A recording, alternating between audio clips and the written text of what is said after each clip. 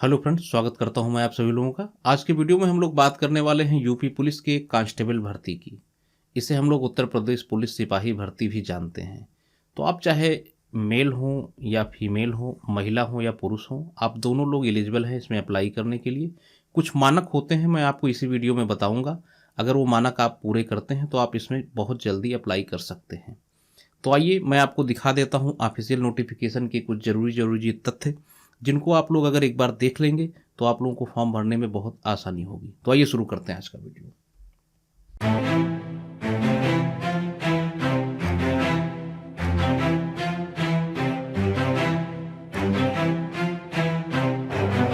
देखिए, सबसे पहले मैं आपको बता दूं, ये जो आरक्षी होता है यानी कि जिसे हम लोग सिपाही बोलते हैं, इसका पे बैंड होता है 5200 से लेके 20,200 तक और ग्रेड पे 2000 होता है। और इसका जो वेतन मैट्रिक्स रुपए होते हैं वो 21,700 होते हैं। कहने का मतलब ये 2000 ग्रेड पे की नौकरी है और बड़ी ही चार्मिंग नौकरी है, मुझे ज़्यादा बताने की इसमें ज़रूरत नहीं है। टोटल पद जो आए हुए हैं वो आपके 60,244 आए हुए हैं, जिनमें से जनरल के लिए 24,102, ईडब्ल्यूएस के लिए 6,024, ओबीसी के लिए 16,264, एससी के लिए 12,650 और एसटी के लिए 1,204 पद निर्धारित किए गए हैं।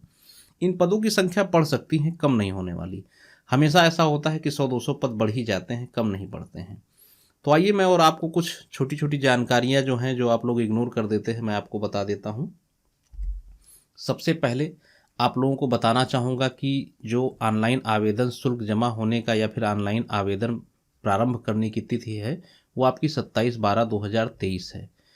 आप का जो लास्ट डेट होगा वो होगा 16/1/2024। ठीक है, इसमें यानी कि आपको 16/1/2024 से पहले फॉर्म का जो है ऑनलाइन करके शुल्क जमा कर देना है। ठीक है, शुल्क समायोजन एवं आवेदन में संशोधन की तिथि जो रहेगी वो आपकी 18/1/2024 रहेगी। अगर मान लीजिए आपसे कुछ त्रुटि हो जाती है तो आप इसमें संशोधन भी कर सकते हैं, या मान लीजिए आपने 16 तारीख को ही आवेदन किया और उसके बाद में फाइनल सबमिट करना है तो आप 18 तारीख तक कर पाएंगे। जो शुल्क निर्धारित किया है भर्ती बोर्ड ने वो 400 रुपये मात्र हैं। वैसे तो ज़्यादा हैं, लेकिन फिर भी अगर आपको वैकेंसी में पद हासिल करना है तो आपको ये 400 रुपये देने ही पड़ेंगे। और देखते हैं कुछ बेसिक जानकारियाँ। शैक्षिक अर्हता की बात करें तो भारत में विधि द्वारा स्थापित 10वीं एवं 12वीं कक्षा उत्तीर्ण या सरकार द्वारा मान्यता प्राप्त उसके समकक्ष अर्हता होनी आवश्यक है। कहने का मतलब आप जो है इंटरमीडिएट पास कर चुके हों, यानी कि 10वीं और 12वीं कक्षा आप पास कर चुके हों, या फिर सरकार द्वारा कोई उसी के इक्विवेलेंट जो है डिग्री आपके पास है, तो आप जो है इसमें अप्लाई कर पाएंगे। फिर देखते हैं पुरुष अभ्यर्थी के लिए जो है इसमें 18 से लेकर के 22 साल तक जो है मांगा गया है, यानी कि 2 जुलाई 2001 से पूर्व और 1 जुलाई 2005 के बाद उसकी डेट ऑफ बर्थ नहीं होनी चाहिए। महिला की बात करें तो 18 वर्ष से 25 वर्ष के बीच में मांगा गया है, यानी 2 जुलाई 1998 से 1 जुलाई 2005 के बाद की उसकी डेट ऑफ बर्थ नहीं होनी चाहिए। लेकिन ओबीसी, एससी और एसटी लोगों को जो है 5-5 साल की जो है आपको छूट मिल जाती है। ठीक है, 5-5 साल की आप लोगों को छूट इसमें मिल जाती है। आप लोगों को पता होगा कि जो है एज रिलैक्सेशन जो है यूपीपी बहुत अच्छे से देता है। बाकी सब में तो 3 ही साल का होता है, लेकिन इसमें 5 साल का आपको जो है ओबीसी वालों को भी छूट प्रदान की जाती है। तो आप लोग याद रखिएगा कि मेल कैंडिडेट के लिए 18 से 22 साल तक होनी चाहिए, यानी 18 साल और 22 साल के बीच की होनी चाहिए, और फीमेल कैंडिडेट के लिए 18 साल से 25 साल तक होनी चाहिए। और इसके अलावा ओबीसी, एससी और एसटी को 5-5 साल की छूट प्रदान की जाएगी। नेक्स्ट देखते हैं हम लोग। अब इसमें आप लोगों का क्या रहता है, फिजिकल होता है, यानी कि आपका शारीरिक मापदंड जो है वो मापा जाता है। तो उसके लिए पुरुष के लिए जो जनरल और ओबीसी और एससी एसटी हैं, इन सभी लोगों, एससी जो है उनके लिए 168 सेंटीमीटर। ठीक है, यहाँ पे साफ साफ दे रखा है जनरल, ओबीसी और एससी के लिए 168 सेंटीमीटर हाइट होनी चाहिए मेल कैंडिडेट की। वहीं पे अनुसूचित जनजाति यानी एसटी को जो है छूट मिलेगी। अगर आप 160 सेंटीमीटर के हैं और आप एसटी से बिलोंग करते हैं तो आप एलिजिबल हैं।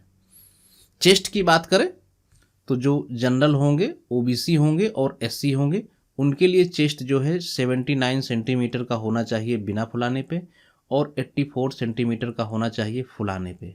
ठीक है, और एसटी की अगर हम लोग बात करें तो उसके लिए 77 सेंटीमीटर का मानक दे रखा है बिना फुलाए, और 82 सेंटीमीटर फुलाने पे होना चाहिए। ठीक है, कहने का मतलब जो आपका जब आप सीने को फुलाएंगे तो 5 सेंटीमीटर वो और फूलना ही चाहिए। ठीक है, 5 सेंटीमीटर का फुलाव जो है अनिवार्य है। तो आप लोगों को, पुरुष अभ्यर्थियों को पता चल गया कि हाइट कितनी ली जाएगी, 168 सेंटीमीटर, और अगर आप एसटी हैं तो 160 सेंटीमीटर, और जो चेस्ट की बात करें तो जो 79 सेंटीमीटर और फुलाने पे 84 सेंटीमीटर जनरल और ओबीसी के लिए। वहीं अगर एसटी की बात करें तो 77 सेंटीमीटर बिना फुलाए हुए और 82 सेंटीमीटर फुलाने पे। कहने का मतलब यह है 5 सेंटीमीटर आवश्यक है कि आपका सीना फुलाव लेना चाहिए।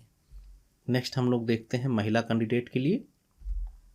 महिलाओं की बात करें तो अगर हाइट की बात करें तो जनरल और ओबीसी के लिए जो है 152 सेंटीमीटर निर्धारित की गई है। वहीं पे अगर फीमेल कोई एसटी कैंडिडेट है तो उसके लिए 147 सेंटीमीटर हाइट जो है होनी चाहिए। महिलाओं के लिए वजन की बात करें तो 40 किलोग्राम का वजन आपको जो है आवश्यक है। आप किसी भी कैटेगरी से बिलोंग करते हो, लेकिन 40 किलो मिनिमम वेट आपका होना ही चाहिए।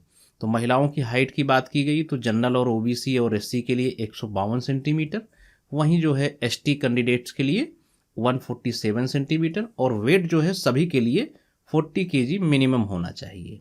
ठीक है, ये चीज़ें आप लोगों को क्लियर हो गई होंगी। फिर मैं आपको बता दूं, इसमें जो है आपकी शारीरिक दक्षता परीक्षण भी होता है।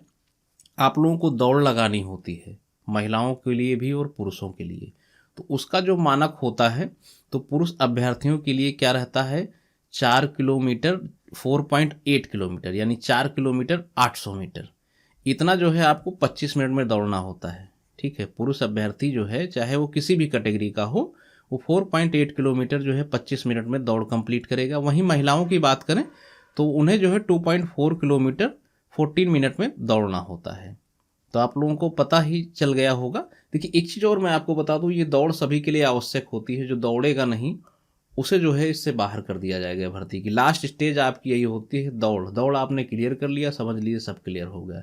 तो जो लोग प्रैक्टिस में नहीं है वो लोग आज से ही दौड़ना शुरू कर देंगे, अन्यथा मुझे नहीं लगता कि आप क्वालिफाई कर पाएंगे अगर आप रेगुलर प्रैक्टिस में नहीं है तो। ठीक है, तो आप लोगों को क्लियर हो गई। मेल कैंडिडेट को 4.8 किलोमीटर 25 मिनट में दौड़ना है, और जो फीमेल कैंडिडेट हैं उन्हें 2.4 किलोमीटर 14 मिनट में दौड़ना है। तो इतनी बातें मैं उम्मीद करता हूँ आप सभी लोगों को क्लियर हो गई होंगी।